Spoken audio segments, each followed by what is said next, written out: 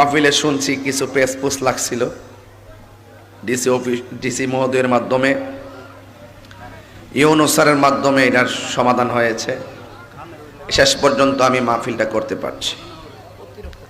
আর আপনারা জানেন আমি কোনো হার্ড মানুষ না, এবং আমি ওই ঝগড়াটে ফ্যামিলি থেকে উঠে আসি নাই।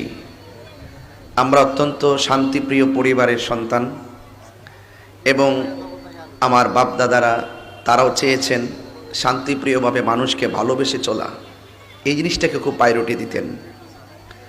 টাকা পয়সা কাহারও কম কাহারও বেশি, সবচাই বড় পরিচয় হলো আমি মানুষ। কথা বলেন ঠিক কিনা? মানুষ কাকে বলে?